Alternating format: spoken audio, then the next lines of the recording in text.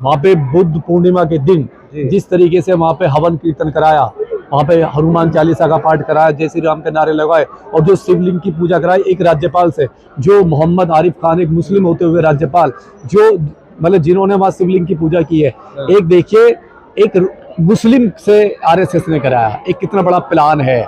कभी भी आपने देखा होगा किसी भी मंदिर में, किसी भी मस्जिद में, किसी भी गुरुद्वारे में, किसी भी चर्च में, किसी दूसरे धर्म का वहाँ पे ना श्लोक होता है, ना कोई पूजा पाठ होता है, ना हवन कीर्तन होता है, ना कोई चालीसा पढ़ी जाता है। ये केवल बौद्धों को नीचा दिखाने के लिए आपने देखा होगा राम मंदिर का जजमेंट आया भावना के, केवल भावना के अधिकार पे, कि हिंदुओं की भावनाएं उस मंदिर से जुड़ी हुई है। उसी तरीके से हमारी 35 देशों की भावनाएं भगवान बुद्ध से जुड़ी हुई हैं। तो हम चाहते हैं जिस तरीके से सुप्रीम कोर्ट ने जजमेंट दिया था भावनाओं के आधार पे, उसी भावना के आधार को देखते हुए, क्योंकि हमारे एविडेंस है, हमारे पूरे प्रूफ है, पूरी दुनिया में प्रूफ है कि महाबोधि विहार जो है वो भगवान बुद्ध की धरती है, सम्राट अशोक ने बनवाया था। सर, बोधगया का आंदोलन कई महीनों से चल रहा था, अब जो है सरकार द्वारा उसे निरस्त कर दिया गया, बिल्कुल तहस नहस कर दिया गया। कैसे देख रहे हैं आप इसे? देखिए, सरकार डरी हुई है, जो बिहार की सरकार है, जो आरएसएस की सरकार है, जो बीजेपी की सरकार है, जो काला कानून जिसने बनाया था 1949 में जो एक्ट बना, वो एक बहुत बड़ा काला कानून है पूरे हमारे समाज के लिए, पूरे बौद्ध धर्म को मानने वालों के लिए, पूरी दुनिया के लिए। हम उसकी घोर निंदा करते हैं और जिस तरीके से आंदोलन को कुचला गया है उसकी हम घोर निंदा करते हैं नीतीश कुमार की, कि वो होश में आए।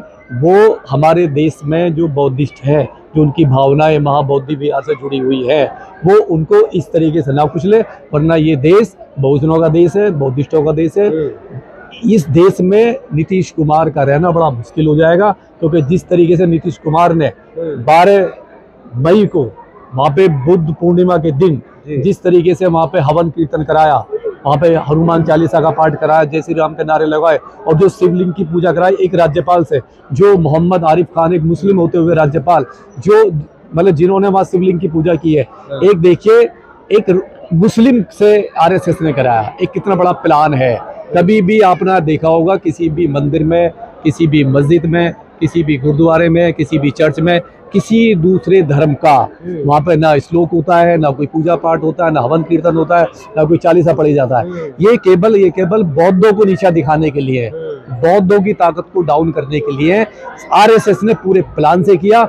और हम राज्यपाल की घोर निंदा करते हैं और अपील करते हैं, राष्ट्रपति से अपील करते हैं, सुप्रीम कोर्ट से, कि राज्यपाल पे देशद्रोह का मुकदमा लगना चाहिए, क्योंकि राज्यपाल की कोई हैसियत नहीं है। वो महाबोधि विहार में भगवान बुद्ध की पावन धरती पे उस दिन वहां पे शिवलिंग की पूजा कराए, क्योंकि वो कोई मंदिर नहीं है, वो कोई टेम्पल नहीं है, वो महाबोधि विहार है जो सम्राट अशोक ने बनवाया था।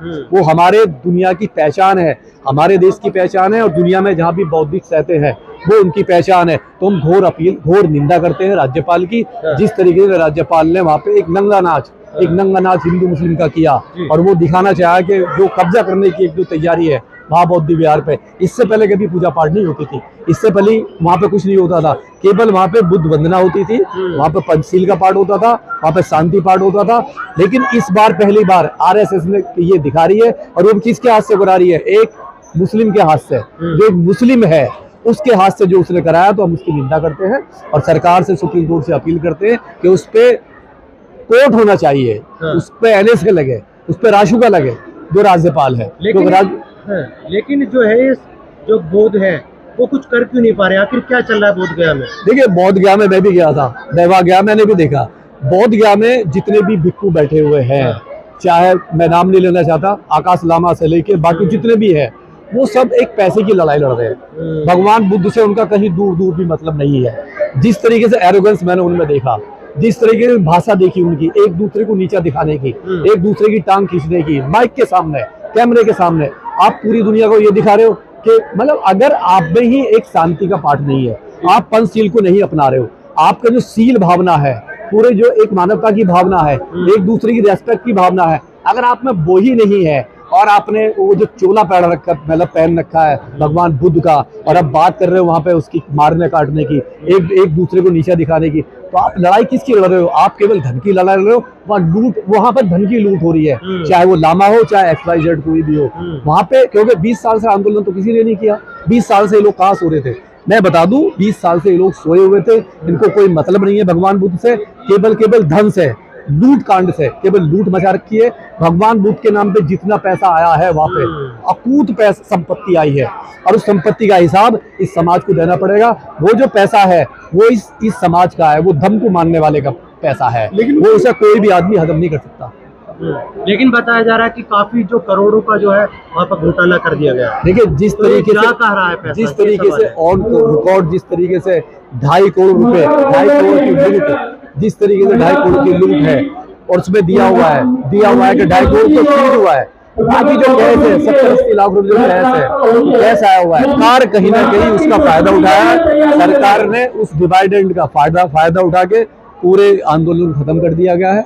आंदोलन अब नहीं है वहाँ पे, आंदोलन बिल्कुल खत्म ही हो गया आंदोलन, क्योंकि जिस तरीके से रात को लामा जी ने अपने आप ही नोटिस देके राज्यपाल को बाकायदा नोटिस दिया है, डीएम को नोटिस दिया कि मैं अपनी मर्जी से इसको हटा रहे हैं। तो इसका क्या मतलब है? इसका मतलब ये कि कहीं ना कहीं आपने वहाँ के डीएम से, वहाँ के राज्यपाल से, वहाँ की सरकार से मिली भगत करके आपने उस धरने को खत्म किया है। और आपका धरने का मतलब केवल बुद्ध के अनुयायियों को, भगवान बुद्ध को केवल आपको यूज करना था, आप उनको इस्तेमाल कर रहे थे। आपकी भावनाओं से उनका कोई मतलब नहीं है। अब और मैं अपील करता हूं, अभी आपने देखा होगा सुप्रीम कोर्ट में केस है, अभी 16 तारीख को महाबोधि विहार की एक हेयरिंग हुई है 16 तारीख में। जो 12 साल पहले महाराष्ट्र के जो हमारे भिक्खू हैं शैलेश जी, उन्होंने जो केस डाला था, और केस डाला तो उसकी 16 मई को हेयरिंग हुई है, और अब 22 जुलाई को उसकी हेयरिंग के द्वारा से तो कोर्ट ने उस हेयरिंग को एक्सेप्ट कर लिया, पटिशन जो डाली है एक्सेप्ट कर लिया है, और फेवर हमारे फेवर में आने वाला जजमेंट। क्योंकि सरकार, इसमें जो सरकार है, जो दूसरे वकील हैं, उन्हें बचने के लिए कोई रास्ता नहीं है। क्योंकि आर्टिकल 13 ये कहता है, आर्टिकल 13 जब लागू हुआ देश में, आर्टिकल 13 ये कहता है कि संविधान लागू होने से पहले जितने भी एक्ट थे, जितने भी काले कानून थे, वो सब नन ऑन वॉल्ड हो जाते हैं, उनकी कोई भी वैल्यू नहीं होती है। तो सीधा आर्टिकल 13 हमारा बचाव करेगा। और जिस तरीके से आपने देखा होगा राम मंदिर का जजमेंट आया केवल भावना के अधिकार पे, कि हिंदुओं की भावनाएं उस मंदिर से जुड़ी हुई है, उसी तरीके से हमारी 35 देशों की भावनाएं भगवान बुद्ध से जुड़ी हुई हैं। तो हम चाहते हैं जिस तरीके से सुप्रीम कोर्ट ने जजमेंट दिया था भावनाओं के आधार पे, उसी भावना के आधार को देखते हुए, क्योंकि हमारे एविडेंस है, हमारे पूरे प्रूफ है, पूरी दुनिया में प्रूफ है कि महाबोधि विहार जो है वो भगवान बुद्ध की धरती है, सम्राट अशोक ने बनवाया था।